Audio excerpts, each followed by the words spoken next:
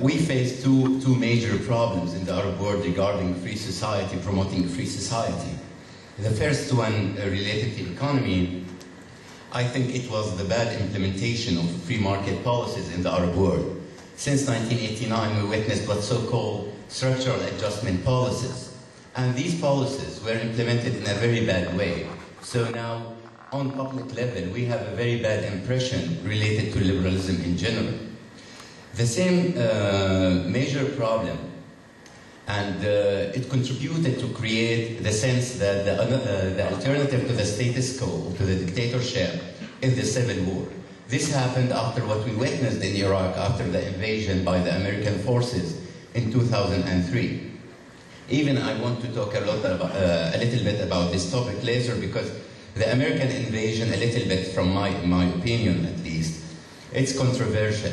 It contributed to enhance the calls for democratization in the Arab world, or the opposite is true. These two major problems related to the Syrian case. In this case, in the Syrian case, I prefer to distinguish between between problems on two levels: internal level and external level. In the case of Syria, on internal level, we have, first of all, the sectarian problem. And now we see the regime use this problem all the time. This related to the situation in Iraq. Now we have experience. We think about what's going to happen. Of course, also what happened in Egypt after the revolution, what happened in Libya after the revolution also maybe contributed to these fears. What's going to happen to minorities in this country, in Syria?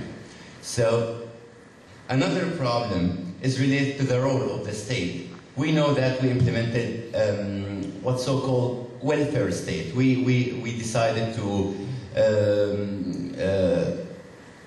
offer job for every person. We offered the basic needs with very low prices. Not anymore, of course. But now the generation now only think about the state as an active and positive player in this field. On external level, the problem, as I mentioned last night, it's about the alternative to the regime. They will be, as Professor mentioned here, the Islamists, or we're gonna see a democracy in Syria and other Arab countries. I think the problem here is not to mention it's about the Islamists. It's about, in my opinion, in summary, it's about Islam versus Islamists. It's about how you see Islam. Because I think every religion, including Islam, and I'm from a religious family, it's about promoting human rights. Otherwise, it will never be universal religion. So I think no need to discuss this issue anymore, but it's about how to promote the interpretation of Islam as a religion that promotes human rights and freedom in every society. This is why our work is so important here.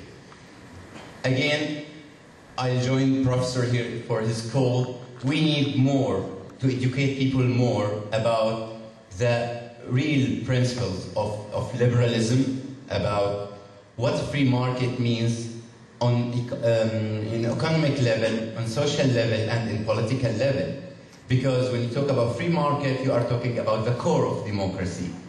And our experience can provide a good example what strong government, where the strong government led us after 40 years since independence, no achievements and with dictatorships. It's about lack of knowledge. We need to face this problem and to address this problem. And I think we should not explain the situation in the Arab world according to cultural problems, because this expresses like a lack of self-confidence on our side, and I don't think we are really face or need to, we are afraid of promoting free society everywhere because we believe that it's universal. Thank you very much.